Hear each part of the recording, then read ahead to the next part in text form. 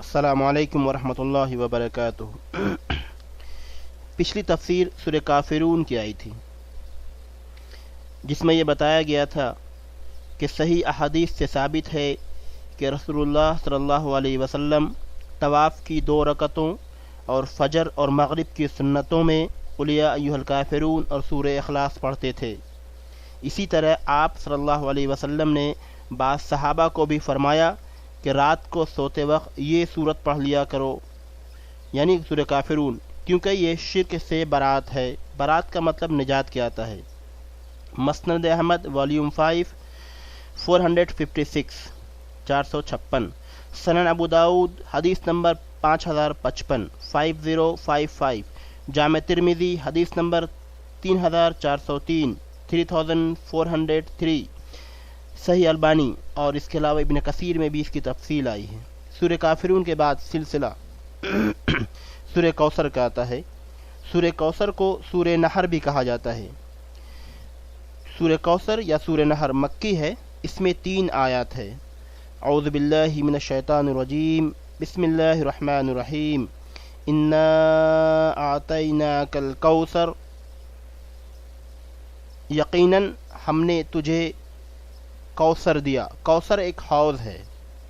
فصلی لربک وانحر، پس تو اپنے رب کے لیے نماز پڑھ اور قربانی کر۔ انا شانئک ھو الابتر، یقیناً تیرا دشمن ہی بے نام و نشان ہے۔ کوثر مطلب کثرت سے ہے۔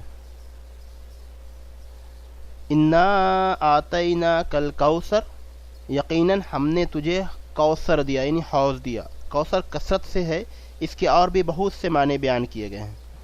ابن کثیر نے خیر کرسوم کے مفہوم کو ترجیح دی ہے، کیونکہ اس میں ایسا عموم ہے جس میں دوسرے معنی بھی آ جاتے ہیں۔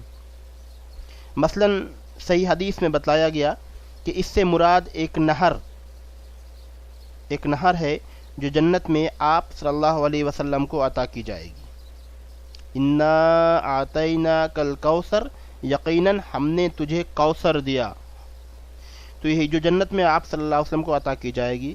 اسی طرح بعض احادیث میں اس کا مصداق حوض بتلایا گیا، جس سے اہل ایمان جنت میں جانے سے قبل نبی کریم صلی اللہ علیہ وسلم کے دست مبارک سے پانی پئیں گے۔ اس حوض میں بھی پانی اسی جنت والی نہر سے آ رہا ہوگا۔ اسی طرح دنیا کے فتوحات اور آپ صلی اللہ علیہ وسلم کا رفع و دوام، ذکر اور آخرت کا ثواب، آخرت کا اجر و ثواب ہے، سبھی چیزیں خیر کثیر میں آ جاتی ہیں۔ اس لیے ابن کثیر نے خیر کثیر کے مفہوم کو ترجیح دی ہے۔ انا اعطیناک الکوثر، یقیناً ہم نے تجھے کوثر دیا۔ فصلی لربک وانحر، پس تو اپنے رب کے لیے نماز پڑھ اور قربانی کر، یعنی قربانی کر، اپنے رب کے لیے نماز پڑھ اور قربانی کر، یعنی نماز بھی صرف ایک اللہ کے لیے اور قربانی بھی صرف ایک اللہ کے نام پر۔ دھیان دیں اس آیت پر، اس کے مفہوم پر دھیان دیا جائے۔ فصلی لربک وانحر، پس تو اپنے رب کے لیے نماز پڑھ اور قربانی کر، یعنی نماز بھی صرف ایک اللہ کے لیے اور قربانی بھی صرف ایک اللہ کے نام پر۔ آج کل درگاہ اولیاؤں پر جو اولیاؤں کے ناموں پر قربانی کیے جاتے ہیں، یہ قرآن کی تعلیمات کی کھلم کھلا خلاف ورزی ہے، اور ایسے جانور حرام قرار دیے گئے، ایسے جانوروں کا گوشت حرام ہے۔ اللہ تعالیٰ صاف کہتا ہے کہ فصلی لربک وانحر، پس تو اپنے رب کے لیے نماز پڑھ اور قربانی کر، یعنی نماز بھی صرف ایک اللہ کے لیے اور قربانی بھی صرف ایک اللہ کے نام پر۔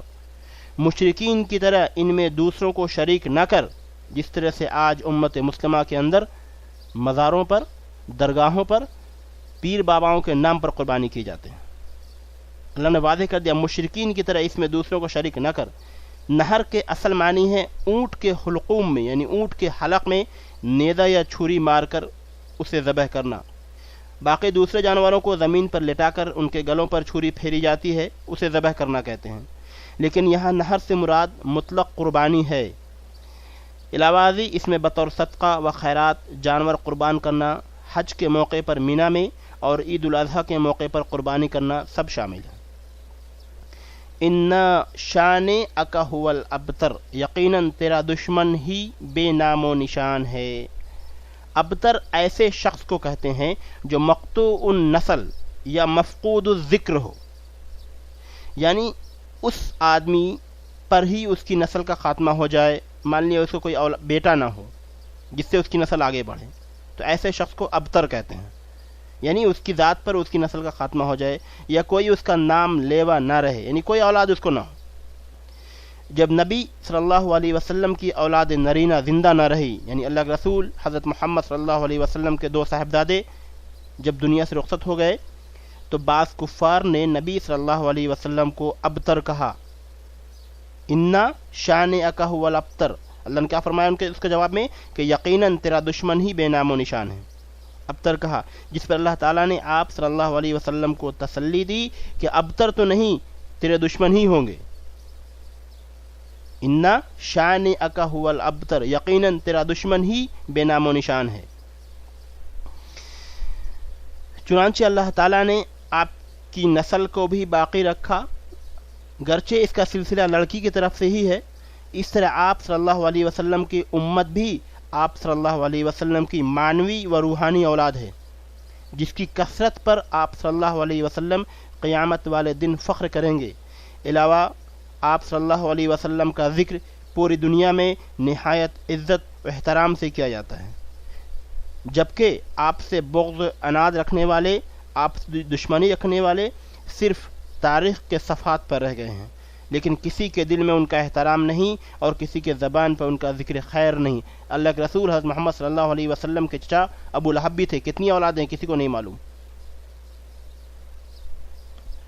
اور بھی بہت سے تھے، ابو جہل بھی تھے، ابو لہب بھی تھا، کسی کے بارے اس کے بارے میں کوئی تفصیل نہیں معلوم، لیکن اللہ کے رسول کی پوری تواریخ، پوری تفصیل لوگوں کو معلوم۔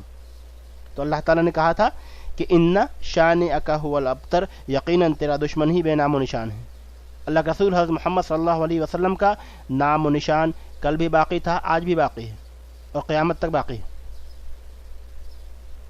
اللہ تعالیٰ نے جس کا وعدہ کیا وہ پورا کیا، بے شک اللہ تعالیٰ اپنے وعدے کے برخلاف کام نہیں کرتا، اللہ تعالیٰ وعدہ خلافی نہیں کرتا، اللہ تعالیٰ کسی بھی نفس پر اس کی استطاعت سے زیادہ بوجھ نہیں ڈالتا، جتنا سہنے کی بوجھ ہوتی ہے اتنی ہی اللہ اس کے پر بوجھ ڈالتا ہے۔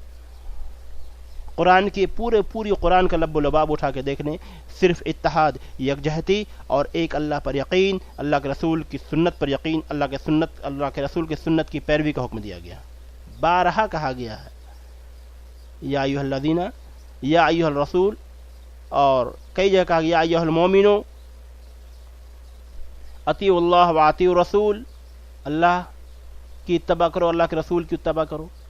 یہ پورے قرآن کا لب و لباب ہی یہی ہے، اور کسی بھی صفحے سے یہ واضح نہیں ہے، قرآن کی کسی بھی آیت سے اس طرح باتیں نہیں آتی ہے کہ آپس میں خلفشار، خونریزی، تصادم، فرقہ وارانہ چیز، فسادات، ایسی کسی بھی چیزوں کی ممانعت کی گئی ہے۔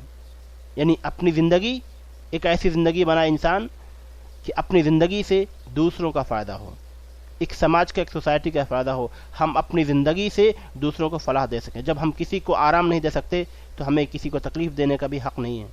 جب ہم کسی کے لیے خیر کا کام نہیں کر سکتے تو اس کے ساتھ دشمنی کرنے کا بھی ہمیں حق نہیں ہے، خواہ وہ کسی بھی مذہب کا ہو، کسی بھی ملت کا ماننے والا ہو، کسی بھی مسلک کا ماننے والا ہو۔ ہمیں اپنے اخلاق سے، اپنے انداز سے اس کے دلوں میں جگہ بنانا چاہیے۔ پچھلی تفسیر میں ایک کمنٹس آئے تھے، سختی کے ساتھ ممانعت ہے، بغض و عناد نہیں رکھنی چاہیے، کسی بھی مذہب کا ماننے والا ہو سب کے ساتھ یکساں سلوک کیا جائے، اپنے اخلاق سے اس کو گرویدہ بنائیں، اپنے انداز سے، نرم مزاجی سے، خوش گفتاری سے اس کو اپنا بنائیں۔ کسی کو تکلیف دینا نہ اسلام کی تعلیم ہے، نہ ایک مسلمان کا مقصد ہونا چاہیے۔